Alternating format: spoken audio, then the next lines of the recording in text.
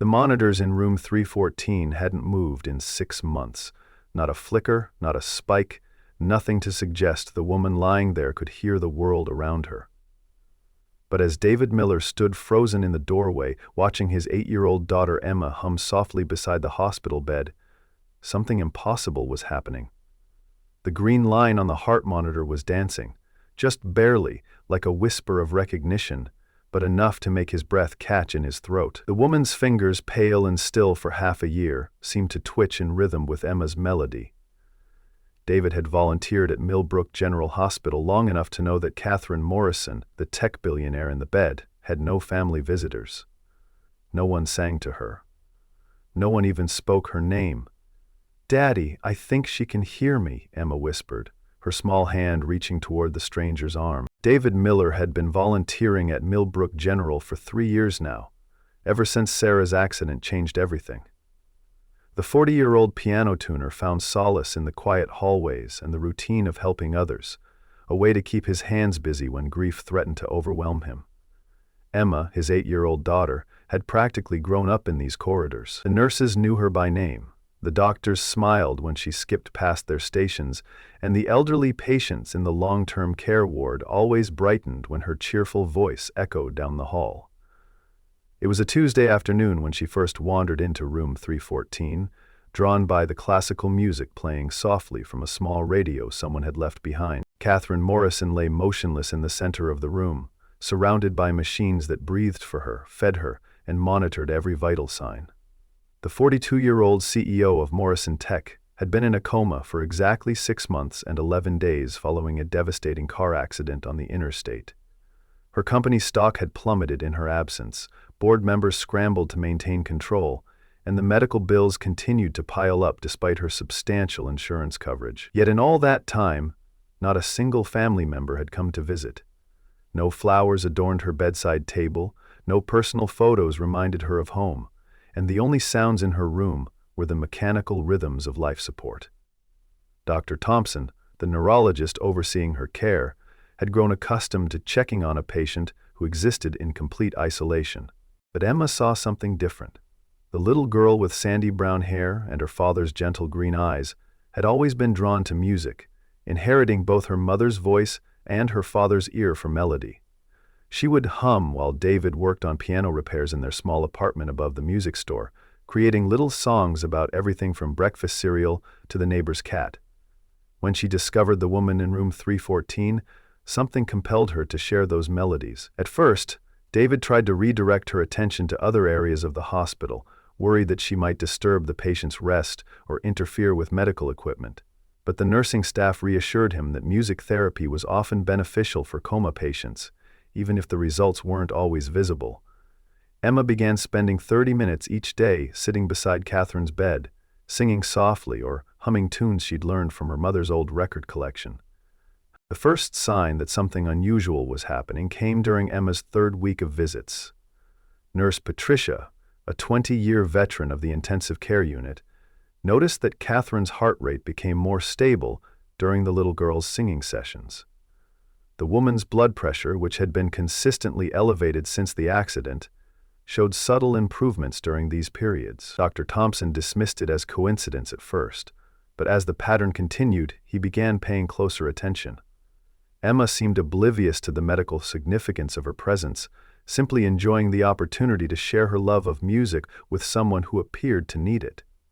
She told Katherine about her school day, described the changing seasons outside the window, and sometimes just sat in comfortable silence, holding the woman's still hand. David watched these interactions with a mixture of pride and concern, wondering if his daughter was using these visits to process her own grief over losing her mother. One afternoon, while Emma was singing a lullaby that Sarah used to hum, David noticed something that made him step closer to the bed. Katherine's fingers, which had remained perfectly still for months, seemed to move slightly in response to certain notes. It was so subtle that he questioned whether he'd imagined it, but when Emma reached the chorus of the song, the movement happened again. David found himself studying Katherine's face more carefully, looking for any other signs of awareness. Her features were sharp and elegant, even in her unconscious state. and there was something about the set of her jaw that suggested strength and determination. He began to wonder what kind of life she'd led before the accident, what dreams and ambitions had driven her to build a technology empire.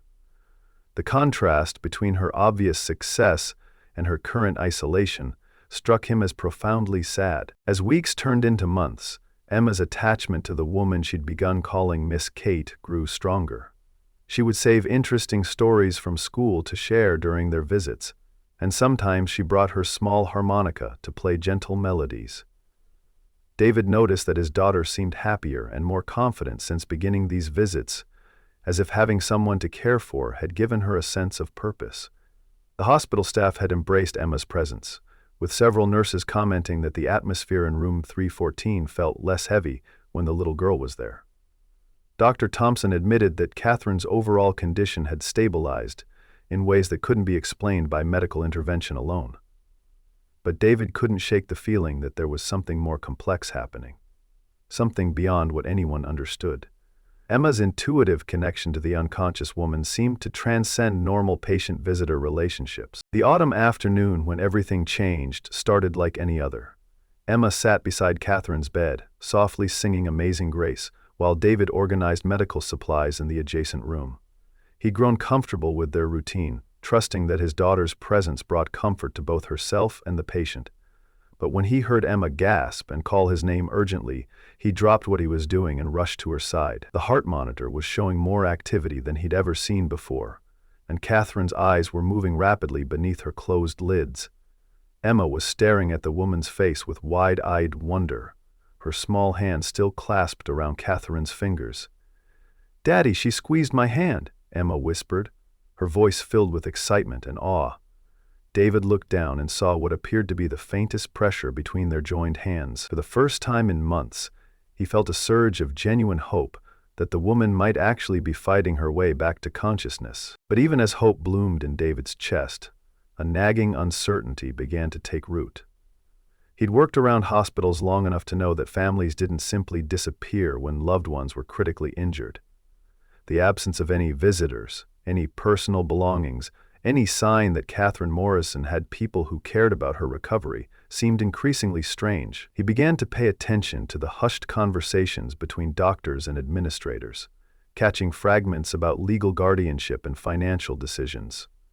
When he asked Nurse Patricia about Katherine's family, she simply shook her head and mentioned that all inquiries were handled through a law firm downtown. The mystery of who Katherine Morrison really was, beyond her corporate success, began to consume David's thoughts. Emma, meanwhile, remained focused solely on the growing signs of responsiveness from her patient, convinced that her singing was somehow helping to heal the woman's wounded mind. Dr. Thompson's weekly rounds became more intensive as Katherine's brain activity showed increasing signs of improvement. He ordered additional tests and consulted with specialists, trying to understand what might be triggering her gradual emergence from the coma. When he asked David about any changes in routine or environment, David mentioned Emma's daily visits and musical sessions. The doctor's response was encouraging but cautious, explaining that while music therapy had shown positive results in some cases, recovery from such severe brain trauma was unpredictable and often incomplete. He warned that even if Katherine regained consciousness, she might face significant cognitive challenges or memory loss. Emma listened to these conversations with the serious attention of someone much older, asking thoughtful questions about brain injuries and recovery processes. Her maturity in discussing such difficult topics reminded David of how much his daughter had grown since losing her mother, forced to confront adult realities far too early. The breakthrough moment arrived on a gray October morning, when storm clouds gathered outside the hospital windows. Emma was humming a melody she'd composed herself, something she'd been working on for Katherine's benefit, when the woman's eyes suddenly opened. Not the slow, gradual awakening that doctors often described, but a sudden, clear focus that seemed to take in everything at once. Katherine's gaze moved from Emma's face to David's, then around the room as if cataloging her surroundings with remarkable precision. When she tried to speak, her voice was barely a whisper, but her words were clear enough to understand. "The little girl," she said, her eyes returning to Emma's face. "She's been singing to me." David felt his world tilt as he realized that Katherine had somehow been aware of Emma's visits all along. The implications of this awareness sent a chill down his spine, raising questions about what else she might have heard during her supposed unconsciousness. Emma's joy at Katherine's awakening was immediate and unguarded, her face lighting up with the pure happiness of a child whose faith had been vindicated. She began chattering excitedly about all the songs she'd learned to sing during Katherine's recovery, the stories she'd shared, and the plans she'd made for when the woman woke up. Katherine listened with an intensity that seemed almost overwhelming, her dark eyes never leaving Emma's face, as if she were memorizing every detail. When David tried to call for medical assistance, Katherine's hand shot out with surprising strength to stop him. "Wait," she said, her voice growing stronger with each word. "I need to tell you something first. I need to explain why I've been listening." The urgency in her tone made David pause, sensing that whatever she was about to reveal would change everything they thought they knew about her condition and their time together. Katherine's explanation came in fragments, interrupted by medical staff rushing in to assess her sudden awakening. Between the flurry of tests and evaluations, she managed to convey that she'd been conscious for months, trapped in a body that wouldn't respond to her commands. She'd heard every conversation, felt every touch, and been acutely aware of the world continuing around her while she remained helpless to participate. The decision to remain silent, she admitted with obvious difficulty, had been deliberate. She'd needed time to process not just her physical trauma, but the emotional devastation that had preceded the accident. Emma's daily visits had become her anchor to hope, the one bright spot in months of darkness and despair. When David asked why she'd chosen to reveal herself now, Katherine's answer was simple and heartbreaking. "Because she believed in me when I'd stopped believing in myself," she said, reaching for Emma's hand. "And because I can't pretend anymore that I don't need that kind of faith in my life." The story Katherine began to share over the following days revealed layers of complexity that David hadn't anticipated. Morrison Tech, she explained, had been built on a foundation of personal loss and professional determination. 7 years earlier, she'd lost her own daughter, 7-year-old Lily, to leukemia after a brutal 2-year battle. The grief had consumed her marriage, her relationships, and eventually her ability to connect with others in any meaningful way. She'd thrown herself into building her company, creating medical technologies that might help other families avoid the devastation she'd experienced. But success had brought isolation rather than healing, and by the time of her accident, she'd been living a life devoid of personal connections or joy. The car crash hadn't been a random tragedy, she admitted quietly. She'd been driving recklessly, not caring whether she lived or died, when another vehicle ran a red light and sent her world spinning into darkness. Emma's reaction to learning about Lily was immediate and profound. Without hesitation, she climbed onto Katherine's hospital bed and wrapped her small arms around the woman's shoulders, offering the kind of comfort that only a child can provide. "She would have liked my singing too," Emma said simply, her matter-of-fact acceptance of loss and healing bringing tears to both adults' eyes. Katherine held the little girl close, feeling something break open in her chest that had been frozen solid for years. David watched this exchange with a mixture of emotions he couldn't quite name, recognizing that his daughter was offering something precious and irreplaceable to a woman who desperately needed it. But he also felt the weight of responsibility settling on his shoulders, knowing that Emma's attachment to Katherine was genuine and deep, and that whatever happened next would have lasting consequences for his daughter's emotional well-being. As Katherine's physical recovery progressed, the complexities of her situation became increasingly apparent. Her company was in chaos, with board members fighting for control and key partnerships dissolving in her absence. The legal and financial implications of her extended unconsciousness were staggering, involving everything from medical decisions to corporate governance. David found himself drawn into conversations about Katherine's future that went far beyond his expertise or comfort zone. When she asked him to help her navigate the transition back to consciousness, he felt overwhelmed by the trust she was placing in him. Their relationship had developed in such an unusual context that he wasn't sure how to define what they meant to each other. Emma, meanwhile, remained focused on the simple joy of having her friend awake and alert, seemingly oblivious to the adult complications swirling around them. The first major crisis came when Katherine's corporate attorney, Harrison Reed, arrived at the hospital with papers that would transfer control of Morrison Tech to the board of directors. Reed was a sharp-featured man in his 50s who spoke in legal jargon and treated Katherine's recovery as an inconvenience rather than a miracle. He'd been operating under the assumption that her condition was permanent, and her sudden awareness complicated months of carefully orchestrated business decisions. David disliked him immediately, sensing that Reed saw Katherine primarily as a financial asset rather than a human being struggling to reclaim her life. When Reed suggested that Katherine's alleged consciousness might be medically questionable, David felt his protective instincts flare in a way that surprised him. Emma, typically perceptive, picked up on the tension and asked Katherine directly if the man was trying to hurt her. The simplicity of the question cut through all the legal complexity and forced everyone to confront what was really happening. Katherine's response to Reed's pressure revealed the steel beneath her vulnerability. Despite months of physical weakness, her mind remained sharp and focused when it came to protecting her company and her legacy. She dismissed Reed's concerns about her mental competency with clinical precision, outlining exactly how she intended to resume control of Morrison Tech. But David could see the toll that fighting for her professional life was taking on her emotional recovery. The woman who had seemed so peaceful during Emma's singing sessions became brittle and defensive when forced to engage with the corporate world that had consumed her before the accident.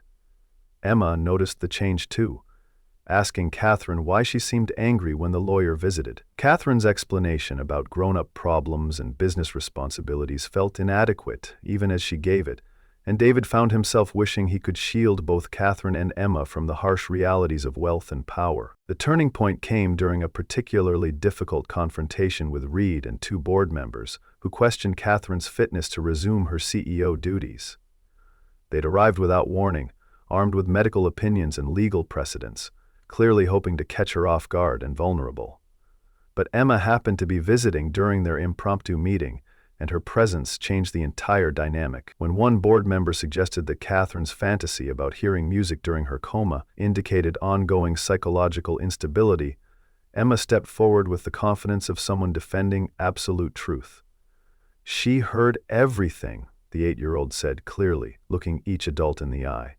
"She heard me singing, and she heard you being mean, and she remembers all of it because she's not sick in her brain." The simple honesty of Emma's statement, delivered without fear or artifice, seemed to deflate the corporate aggression in the room and remind everyone present that they were discussing a human being's life, not just a business transaction. Katherine's decision to trust David with increasing responsibilities marked a significant shift in both their relationship and her approach to recovery.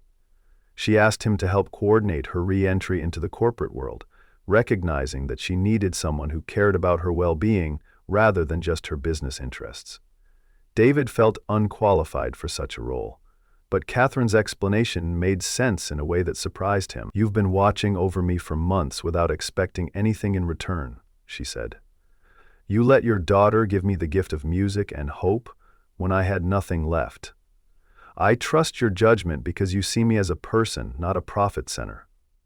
The weight of that trust was both humbling and terrifying for David, who had never imagined his volunteer work leading to such significant responsibilities. But Emma's unwavering faith in both adults gave him the courage to accept Katherine's request, even though he had no idea where their unusual partnership might lead. The gradual process of Katherine's return to the world outside the hospital revealed just how much her priorities had shifted during her months of forced reflection.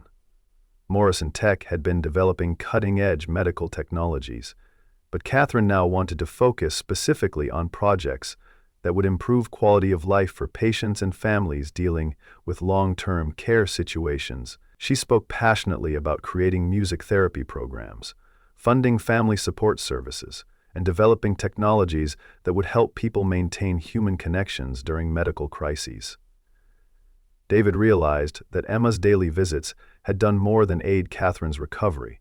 They had fundamentally changed her vision of what her wealth and influence could accomplish. When Katherine asked Emma what kind of projects the company should work on, the little girl's suggestions were both innocent and profound, focusing on ways to help sick people feel less lonely and scared. The complexity of integrating Katherine back into her former life while honoring the insights gained during her recovery became a daily challenge. She was no longer content to make decisions based solely on financial projections or market analysis. She wanted to understand the human impact of every choice. This new perspective frustrated some of her longtime business associates but impressed others, who had grown tired of purely profit-driven leadership. David found himself serving as an unofficial translator between Katherine's corporate world and her newfound emphasis on personal connection and emotional healing. Emma, meanwhile, adapted to the changes with the resilience of childhood, simply happy that her friend was awake, and seemed to enjoy their continued conversations about music, school, and life in general. The media attention that inevitably followed Katherine's recovery created new pressures and opportunities.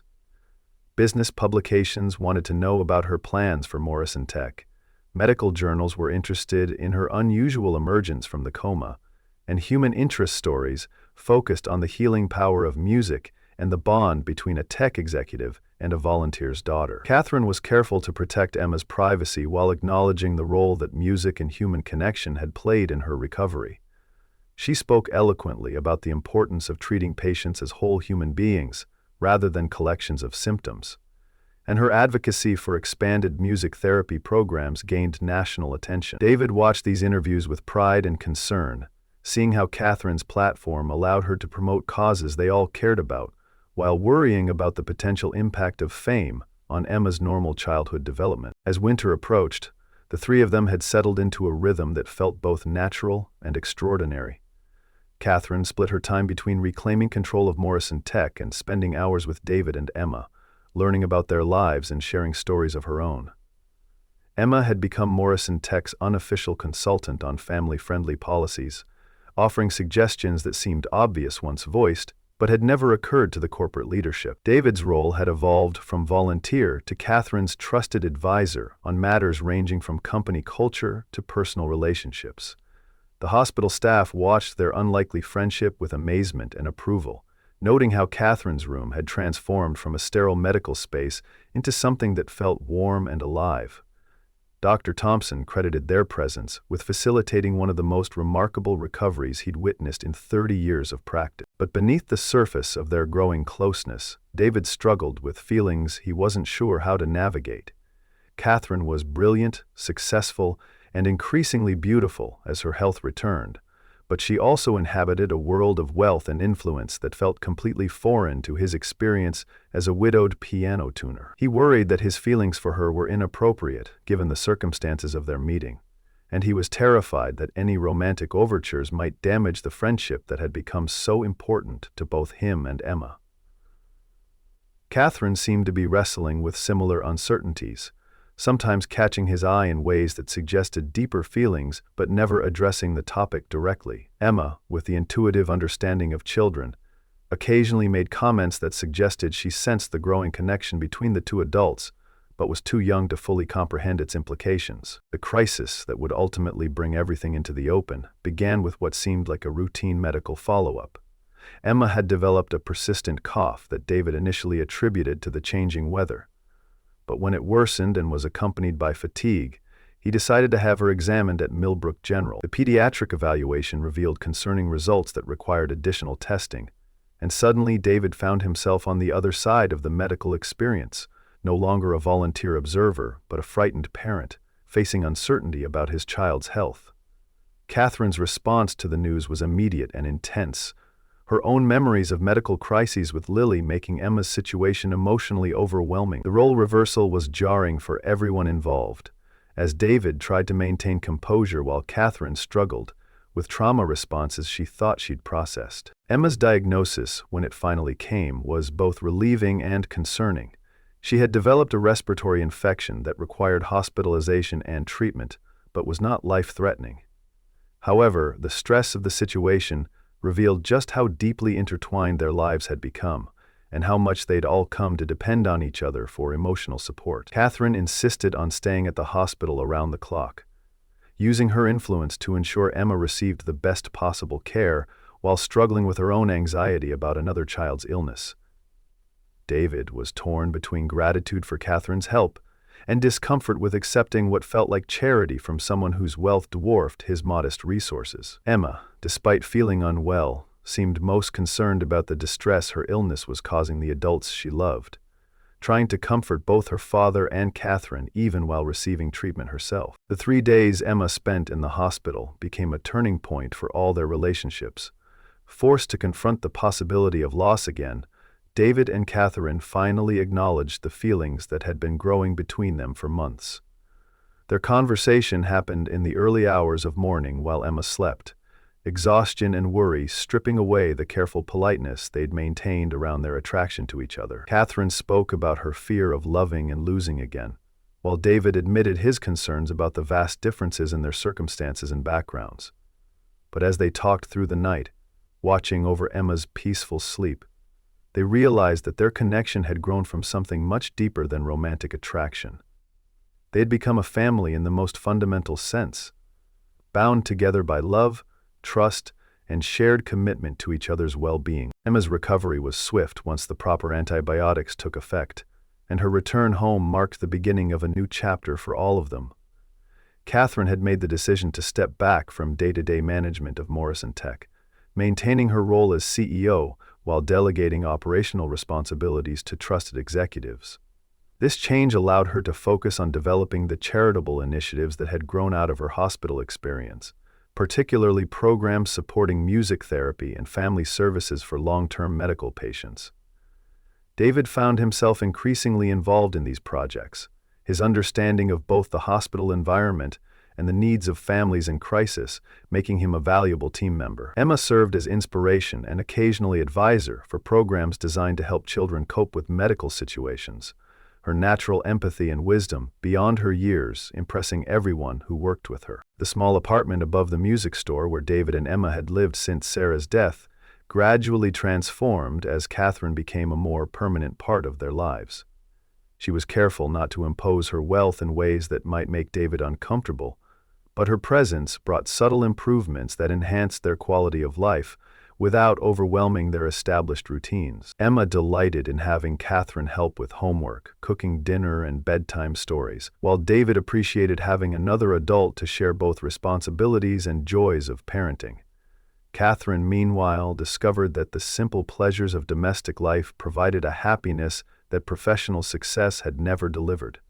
The three of them developed traditions and inside jokes, creating the kind of family bonds that felt both inevitable and miraculous. Morrison Tech's transformation under Katherine's renewed leadership became a model for how corporations could balance profitability with social responsibility. The company's music therapy initiative expanded to hospitals nationwide, funding programs that brought musicians, instruments, and trained therapists to patients who needed healing that went beyond medical treatment. David's role evolved into overseeing these programs, a position that utilized his musical background while honoring his experience with grief and recovery. Emma became something of a poster child for the power of music and human connection in healing, though Katherine was careful to protect her privacy and ensure that her involvement remained age-appropriate and voluntary. The success of these programs brought recognition and awards, but more importantly, they created positive change in the lives of thousands of patients and families dealing with medical crises. As spring arrived and the first anniversary of Katherine's awakening approached, the three of them took time to reflect on the extraordinary journey that had brought them together. Emma's daily visits to a comatose stranger had evolved into a loving family relationship that enriched all their lives in ways none of them could have imagined. Katherine's corporate empire had been redirected toward purposes that honored both her daughter's memory and the healing power she'd experienced through Emma's music. David had discovered that his capacity for love and partnership hadn't died with Sarah, and that opening his heart again had brought joy rather than additional pain. The story of their unlikely meeting had become part of Morrison Tech's corporate culture, a reminder that the most important innovations often came from human connections rather than technological breakthroughs. The quiet evening that would mark their new beginning started like countless others, with Emma practicing piano in their living room, while David and Katherine prepared dinner together.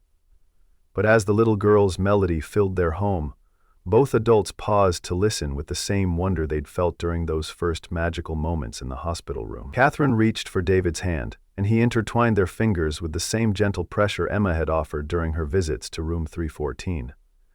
They didn't need words to acknowledge what they'd built together, or to promise that they would continue nurturing the love that had grown from the most unexpected circumstances. Emma's music surrounded them like a blessing, and as the last notes faded into silence, Katherine pulled the small harmonica from her pocket and offered it to Emma with a smile. "Keep making music," she said softly.